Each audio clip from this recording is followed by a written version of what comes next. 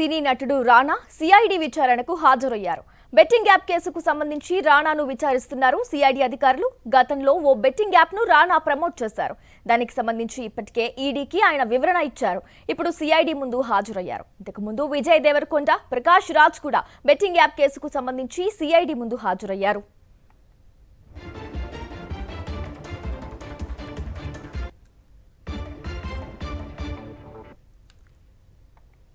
Right, ఈ అంశానికి సంబంధించి పూర్తి డీటెయిల్స్ మా కరెస్పాండెంట్ అమర్ లైవ్ ద్వారా అందిస్తారు. అమర్, ఏదైతే బెట్టింగ్ యాప్ కేసుకు సంబంధించి సినీ నటుడు రానా సిఐడి విచారణకు హాజరైన నేపథ్యంలో మరేంటి పూర్తి డీటెయిల్స్ ఏంటి రానా?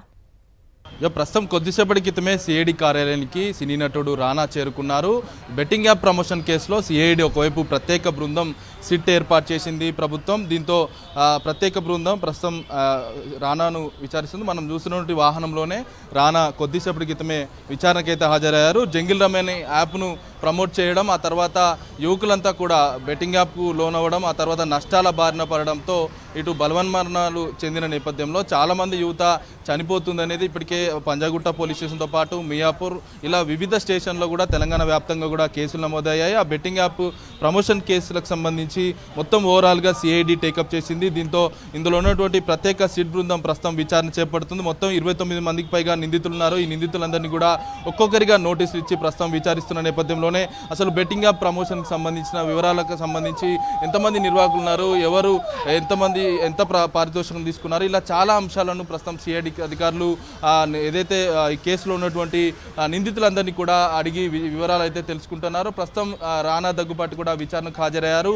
డిఎస్పీ బృందం ప్రస్తుతం అతన్ని విచారిస్తుంది. కొద్దిసేపటి క్రితమే రానాతో పాటు రానా కంటే ముందు ఒక గంట ముందుగానే విష్ణుప్రియ యాంకర్గా ఉన్నారు. ఆమె సోషల్ మీడియా ఇన్ఫ్లుయెన్సర్గా ఉన్నారు. ఆమె కూడా విచారణకు హాజరైంది. ఆమె కూడా గతంలో పంజగుట్టతో పాటు మియాపూర్ స్టేషన్లో కూడా ఆమె పైన కేసులు కూడా నమోదయ్యాయి. ఈ కేసుల ఆధారంగానే ఉన్నటువంటి కేసులు ఇవన్నీ ఎఫ్ఐఆర్ల ఆధారంగానే ప్రస్తుతం సిఐడి అధికారులు బెట్టింగ్ యాప్ నిర్వాహకుల వ్యవహారాలపైనే ప్రస్తుతం దృష్టి నేపథ్యంలోనే పూర్తి స్థాయిలో రానా దగ్గుపాటి ఇటు విష్ణుప్రియ ఇద్దరు కూడా వారి బ్యాంక్ స్టేట్మెంట్లను పట్టుకొని సిఐడి కార్యాలయం చేరుకున్నారు. అయితే సాధారణంగా యాడ్ చేస్తే తక్కువ మొత్తంలో డబ్బు వస్తుంది. బెట్టింగ్ యాప్కు సంబంధించిన ప్రమోషన్స్ చేస్తే ఇల్లీగల్గా ఉన్నటువంటి యాప్స్ కావడంతో ఎక్కువగా పారితోషం ఇస్తారు. కాబట్టి ఎంత మొత్తంలో డబ్బులు తీసుకున్నారనేది ప్రస్తుతం సిఐడి అధికారులు ఇటు రానా దగ్గుపాటితో పాటు విష్ణుప్రియని ఇద్దరిని కూడా అడిగి తెలుసుకుంటున్నారు. ముఖ్యంగా గతంలో కూడా ఈడీ అధికారులు రానాను విచారించిన సందర్భం మనం చూసాం. రానా కూడా ఇది బెట్టింగ్ యాప్ కాదు, గేమింగ్ యాప్ అంటూ కూడా చెప్పడం జరిగింది.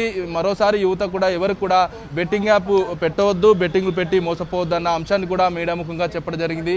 మీడియాకు కూడా ఇటు యువత మొత్తం కూడా బెట్టింగ్ యాప్ పెట్టొద్దంటూ సారీ అంటూ కూడా మీడియాకు గతంలో రానా దగ్గుబాటి చెప్పారు. ప్రస్తుతం సిఐడి అధికారులు మాత్రం బెట్టింగ్ యాప్ నిర్వహణకు సంబంధించి ప్రమోషన్ నిర్వహించడానికి ఎవరు కాంటాక్ట్లోకి వచ్చారు, ఎంత ఆర్థిక వ్యవహారాలు జరిగాయన్న కోణంలో ప్రస్తుతం రానా దగ్గుబాటిని విచారిస్తున్నారు. మరోవైపు విష్ణుప్రియని ఇద్దరిని కూడా విచారించి వారి స్టేట్మెంట్ కూడా రికార్డ్ చేసుకుంటారు. మొత్తం 29 మంది నిందితులు కేసులో ఉన్నారు కాబట్టి ఒక్కొక్కరిని వరుసగా విచారించుకుంటూ వస్తుంది.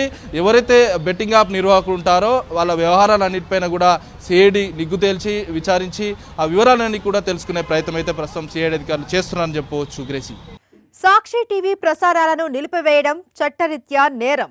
సాక్షి టీవీ ప్రసారాల కోసం మీ స్థానిక కేబుల్ ఆపరేటర్ను వెంటనే సంప్రదించండి. DTHలో ఇంటర్నెట్లో కూడా సాక్షి టీవీ ప్రసారాలను వీక్షించవచ్చు.